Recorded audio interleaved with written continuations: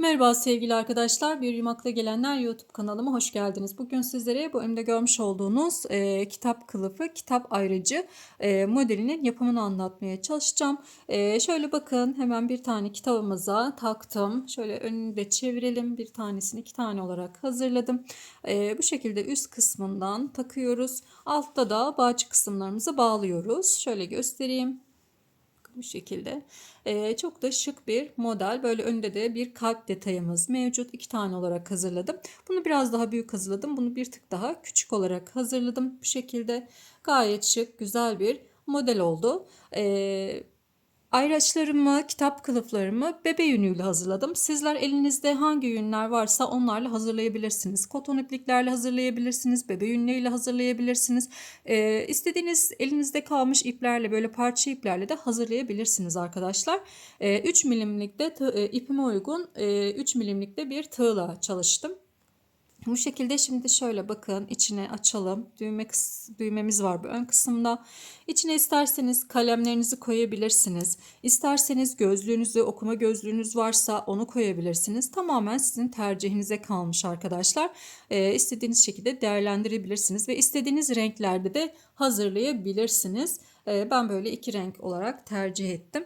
Evet, şimdi isterseniz yapımına geçelim. Geçmeden önce küçük bir hatırlatma yapmak istiyorum. Kanalıma abone olmayı, bildirimleri açmayı unutmayın. Yorumlarınıza da destek olursanız çok sevinirim arkadaşlar. Hepinize kolay gelsin. Arkadaşlar, modelimizin yapımına başlıyoruz. Öncelikle 15 tane zincir çekerek başlıyoruz. 1, 2, 3, 4, 5, 6, 7, 8, 9, 10, 11, 12, 13, 14 ve 15. İpimi doluyorum. 1, 2, 3 ve 4. trabzanıma bir tane trabzan yapıyorum. Şimdi burada benim iki tane trabzanım olmuş oldu. Hem buradaki zincirim hem de bu iki tane trabzanım olmuş oldu. Şimdi devam ediyorum. Her bir zincirime bir tane trabzan olacak şekilde örüyoruz arkadaşlar. 3, 4, 5, 6, ikili trabzan yapıyoruz. 7, 8, 9, 10, 11 ve 12.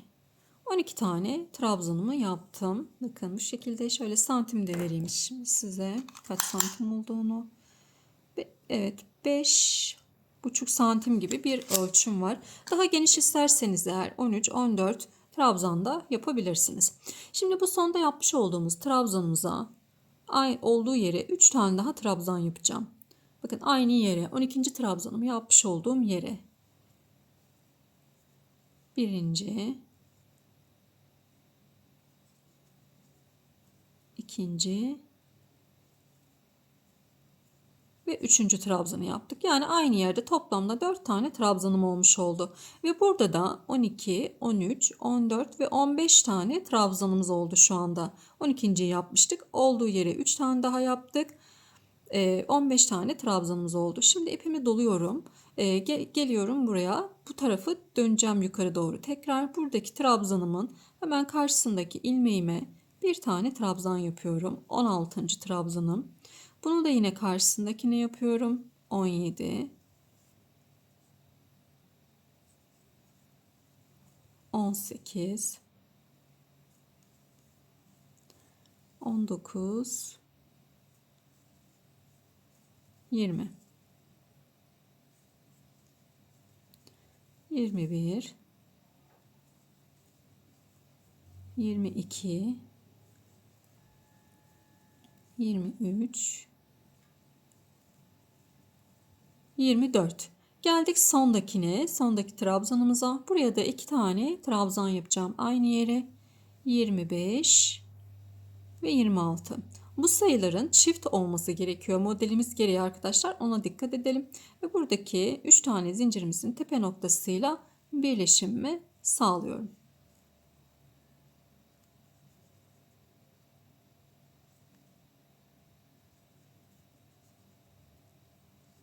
Evet. Evet, şimdi 1, 2, 3 tane zincir çekiyorum. Şimdi 3 zincir çektim. Bakın bir tane atlıyorum. İkinci ilmeğime batıyorum. Trabzan yapıyorum. İpimi doluyorum.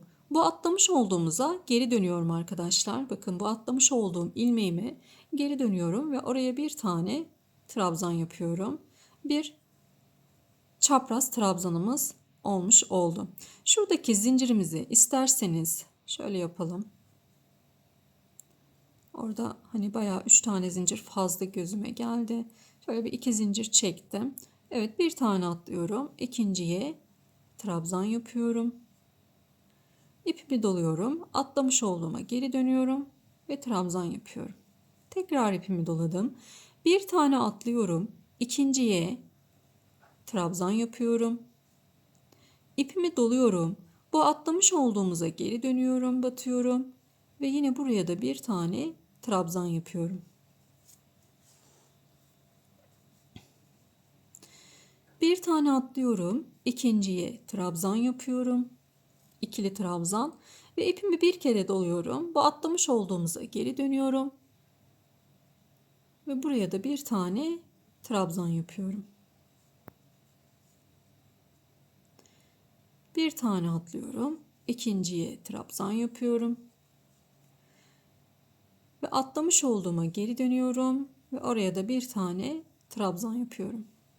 Bu şekilde çapraz trabzanlarımız olmuş oluyor arkadaşlar.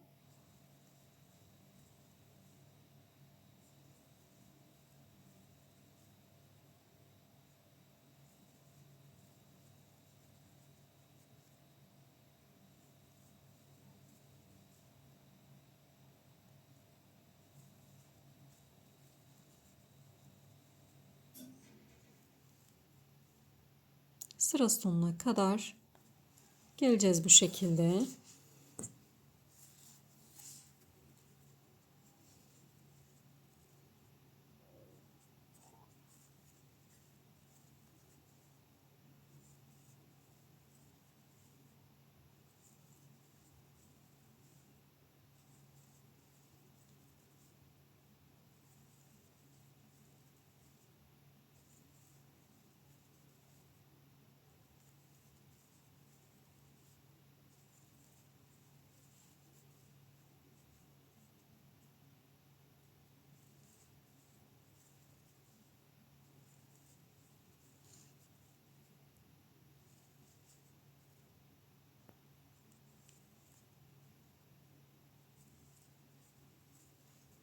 Sıra sonuna kadar geldim. Atlamış olduğuma geri dönüyorum. Ve buradaki bu çekmiş olduğum 2 zincirimle yine birleşimimizi yapıyoruz. İlk sıramızı tamamlamış olduk. 2 tane zincir çektim. İpimi doluyorum. Şimdi bakın gene bir tane atlıyorum. İkinciye, yani tam bu çapraz trabzan yaptık ya arkadaşlar. Bu 2 tane trabzanın ortasındaki ilmeğimize batıyoruz. Trabzan yapıyorum. İpimi doluyorum ve hemen geri dönüp buradaki atlamış olduğumuza trabzan yapıyorum. Şimdi yine geliyorum. Buraya atlıyorum. İkinciye trabzan yapıyorum. Bakın yine 2 tane trabzanımız var. Bunun ortasındakine trabzan yapıyoruz. Hani şaşırırsanız o şekilde de anlayabilirsiniz. İpimi doluyorum ve atlamış olduğumuza geri dönüyoruz. Tekrar bu 2 trabzanın ortasındakine batıyorum. Bir tane de atlamış oluyorum o arada. İpimi doladım. Atlamış olduğuma geri dönüyorum ve trabzan yapıyorum. Bir tane atlıyorum. İkinciye trabzan ve atlamış olduğuma geri dönüyorum. Trabzan yapıyorum. Bu şekilde çapraz trabzanlarımız oluyor. Yine sıra sonuna kadar devam edelim.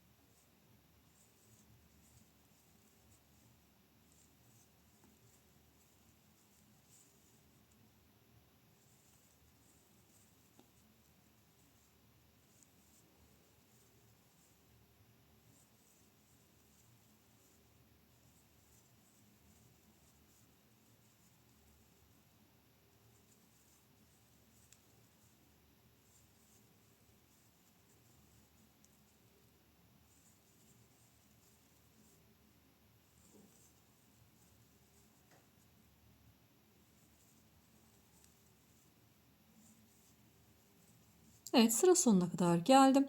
Yine burada 2 tane zincir çekmiştik. Onun tepe noktasıyla birleşimimizi sağlıyoruz. Ve yine 2 zincir çekiyorum. Bir tane atlıyorum ikinciye. Yani şu 2 tane trabzanımızın olduğu orta noktaya batıyorum. Trabzan yapıyorum. Ve atlamış olduğumuza geri dönerek trabzanımızı yapıyoruz. Yine aynı şekilde 2 trabzanın ortası. Atlamış olduğuma geri dönüyorum ve trabzan yapıyorum.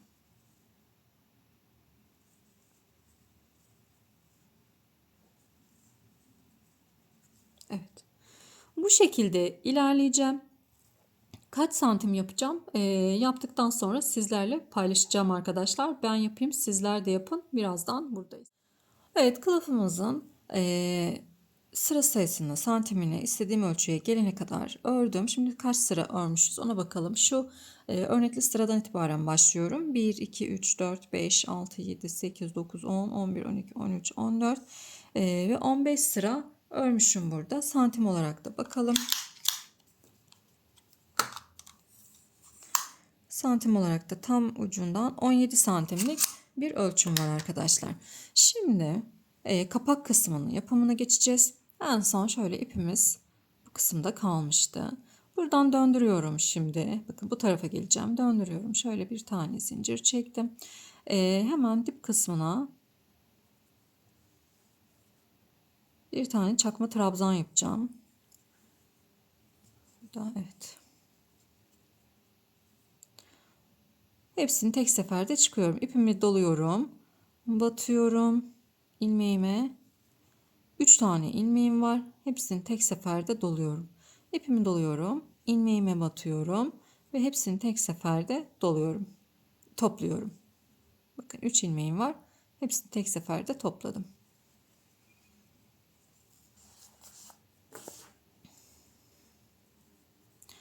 Bakalım şimdi 2, 4, 5, 6, 7, 8, 9, 10, 11 ve 12. 12 tane yaptım. Yani tam şu arka kısım ilmeklerini topladım. Buradan buraya 12 tane. Şimdi döndürüyorum.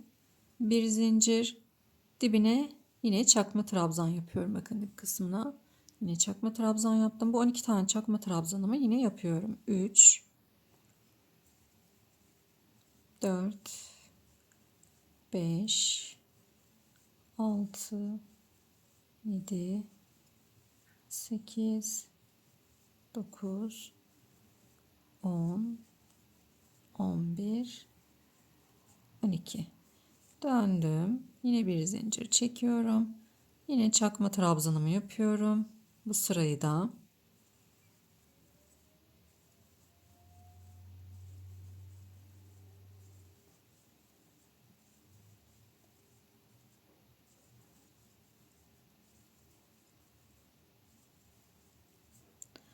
kaç tane oldu? 2, 4, 6, 8, 10, 10, 11 ve 12. Evet, 12 tane çakma trabzanımızı yaptık. Burada eksiltme yapmadık. Dümdüz yukarıya doğru 12 tane olarak 3 sıra ördüm. Şimdi eksiltmeye gideceğim. İpimi bir tane zincir çekiyorum. Dibine değil, yanındakine çakma trabzan yapıyorum. 1, 2, 3, 4, 5, 6, 7, 8, 9, 10. Sondakine bakın yapmayacağım. Oraya da kesmiş oldum. 10 tane çakma trabzanım olmuş oldu. Döndürüyorum. Bir zincir çekiyorum. Yine eksiltme yapacağım. Bir tanesini atlıyorum. Yani dip kısmına atlıyorum. Yanındakine çakma trabzan yapıyorum. 1, 2, 8 tane olacak burada. 3, 4, 5, 6, 7, 8. 8 tane oldu. Şimdi döndürdüm. Evet, şimdi burada bakın yine bir tane zincir çekiyorum. Dibine değil, yanındakine batıyorum. 1, 2. Burada bir düğme ilik yeri ayıracağım. Şöyle bir tane zincir çekiyorum. Düğmenizin büyüklüğüne göre bir tane veya iki tane çekebilirsiniz. Bir tane atlıyorum. İkinciye çakma trabzan yapıyorum.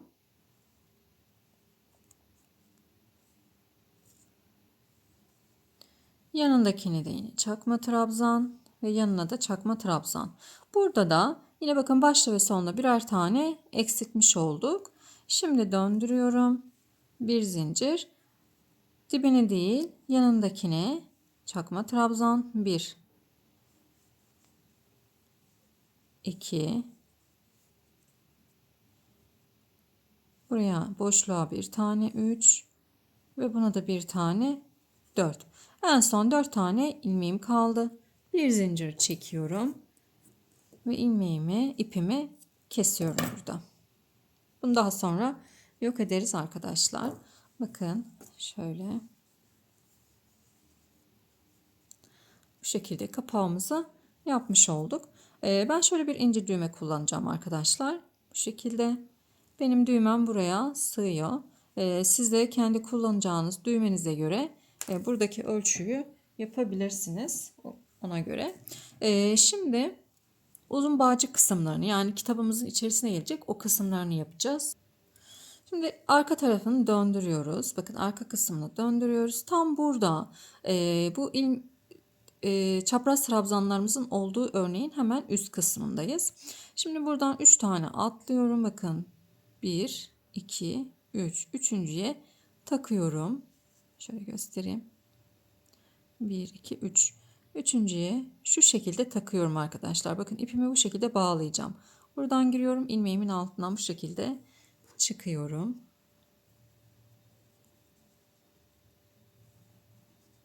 İpimi doluyorum. Aynı yere tekrar bağlıyorum. Burada bir tane çakma trabzan oluşturacağım. 1.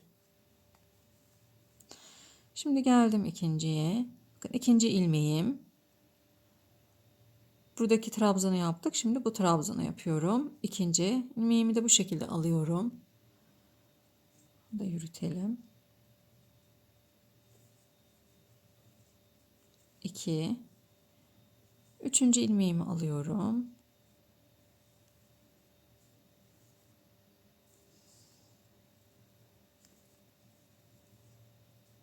3,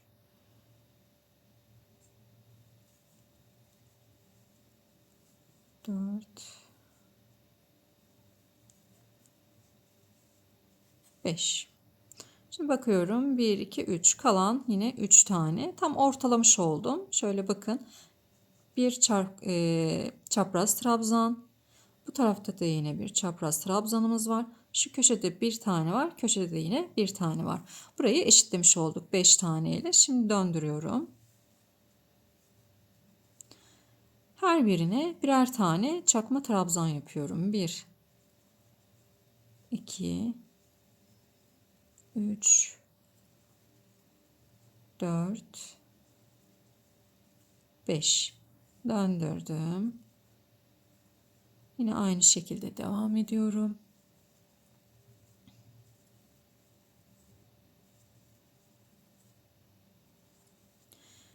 Beş tane sabit.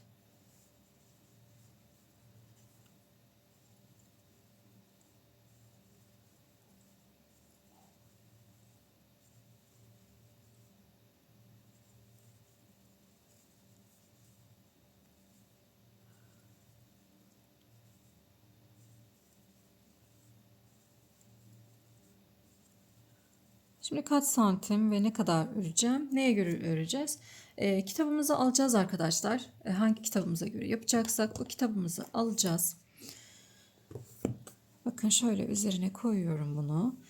Burayı da açtığımız zaman şöyle tam orta kısımlarına kadar gelecek. O şekilde yapacağız. Orada bir düğme iliği oluşturacağız. Oraya kadar gelelim. O ilik kısmında yine sizlerle paylaşacağım. Evet, kaç sıra ördüm? 2, 4, 6, 8, 10, 12, 14 ve 16 sıra ördüm. Benim ortalandı neredeyse. Şimdi düğme ilik yeri açacağım burada. Şöyle bir zincir çekiyorum. Bir tane ördüm. İkinciyi de örüyorum. Bir zincir çekiyorum. Bir tane atlıyorum. Buradaki kullanacağınız düğmenin büyüklüğüne göre burayı 2 tane de çekebilirsiniz. Eğer büyük bir düğme kullanacaksanız 2 tane çekin arkadaşlar. Yine bir atlayın. Ve sondakine de yine bir tane batıyorum. 2 bu tarafta, 2 tane de bu tarafta olmuş oldu. Döndürüyorum. 1, 2. Boşluğa da bir tane. 3, 4, 5. Şimdi burada yine ipimi kesiyorum. Tam santim olarak da vereyim şimdi size ben ölçüsünü. Şöyle 13 santim arkadaşlar. 13 santimlik bir uzunluğum olmuş oldu burada. Şimdi döndürüyorum. Diğer tarafı da yine aynı şekilde yapacağım. Burada da yine sonuna bakın. 1, 2, 3, 4 tane ayırıyorum. Şuradan takacağım arkadaşlar şöyle ipimi.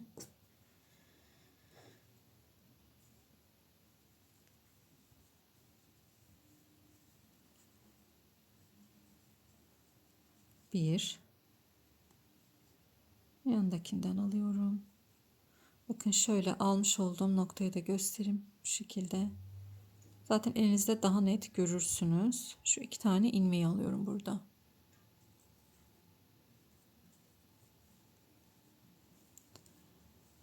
İki. Bir alalım bakalım eşitliğimiz olacak mı? Onda dikkat edeceğiz. 3, 4, 5. Şimdi bakıyorum. 1, 2, 3, 4, 5 tane burada kaldı. 1, 2, 3, 4 tane burada kaldı. Bir tane daha bu taraftan başlayabilirmişim. Şuradan başlayacağım.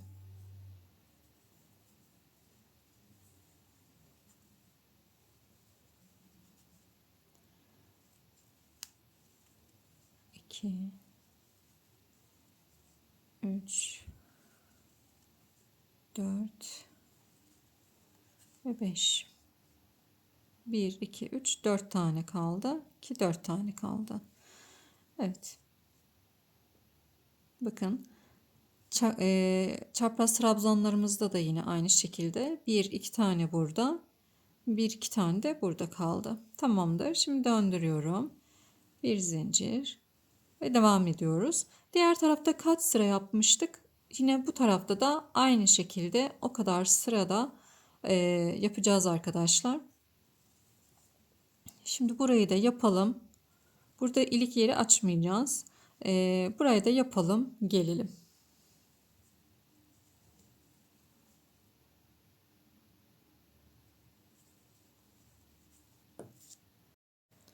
Evet, kılıfımızın, kitap ayracımızın iç bağcıklarını hazırladım. Düğümümü diktim ve bu şekilde en son bitişini yapmış oldum. Ama önüne de bir tane kalp yapacağız arkadaşlar. Bakın ben bir tane de gri olarak çalışmıştım ve önüne kırmızı bir kalp çalışması yaptım. Şu şekilde.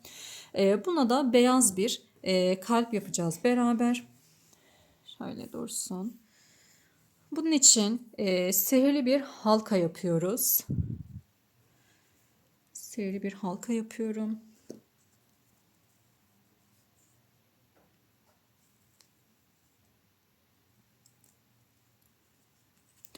Dört tane zincir çekelim. 2, 3, 4. İpimi şöyle yakınlaştırayım. Evet. İpimi bir iki kere doluyorum. Bu halkamın içerisine batıyorum. Bakın 2, 2, 3 kere de çıkarıyorum. 2, 2, 3 kere de çıkarıyorum. Tekrar 2 kere doluyorum. Batıyorum. Önce bu 2 taneyi çıkarıyorum. Daha sonra bu 2 taneyi çıkarıyorum ve bu 2 taneyi çıkarıyorum. Tekrar batıyorum. 2, 2, 2 ve yine batıyorum. Evet, 3 tane pardon 4 tane üçlü trabzan yapmış olduk burada arkadaşlar. Bakın Şöyle zincirimi saymadım. 1, 2, 3, 4 tane üçlü trabzan yaptım. Şimdi ipimi bir kere doluyorum ve ikili trabzan yapacağız. 4 tane. 1 yani 2 kere çıkacağım. 1, 2, 3, 4. Bir zincir çektim. Buraya yine 2 kere doluyorum. Bakın bir zincir çektim. 2 kere doluyorum. Bir tane üçlü trabzan yapıyorum. Yani 3 kere de çıkmalı 3 trabzan yaptım. Tekrar bir tane zincir çekiyorum. 4 tane yine ikili trabzan yapıyorum. 1, 2, 3, 4. Şimdi 4 tane de üçlü trabzan yapacağız. Yani 3 kere de çıkarıyorum. Birinciyi yaptım. 2 kere doluyorum. İkinciyi yapıyorum. 2 kere doluyorum. Üçüncüyü yapıyorum. 2 kere doluyorum ve dördüncüyü yapıyorum. Şimdi 4 tane şu ortayı iyice kapatalım. 4 tane zincir çekiyorum ve bu ortaya yine batıyorum ve kaydırıyorum. Bir zincir, ipimizi keselim arkadaşlar burada. Evet, kalbimizi hazırlamış olduk. Şöyle de iyice de çekelim, orta noktasını kapatalım. Şunları da düğümleyelim, bu iki ucu, ki herhangi bir sökülme bir şey olmasın arkadaşlar. Şöyle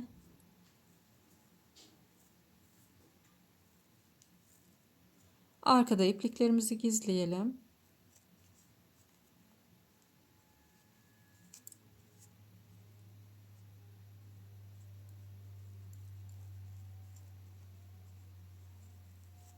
Evet. Evet, kalbimiz hazır. Şimdi bunu buraya isterseniz dikebilirsiniz, isterseniz de yapıştırabilirsiniz. Ben bunu yapıştırdım. Bunu da yine yapıştıracağım sıcak silikonla ve tamamlamış olacağım. Kitap kılıfı ayraçlarım arkadaşlar. Gayet şık böyle baktığınız zaman. Bunu birazcık daha büyük yaptım. Bunu birazcık daha kısa yaptım. Yani bunun sıra sayısını daha fazla tuttum. Bunun sıra sayısını daha az tuttum. Evet, hatta bir taneyi şöyle bir kitabımızın üzerinde göstereyim. Bakın şöyle takıyorum.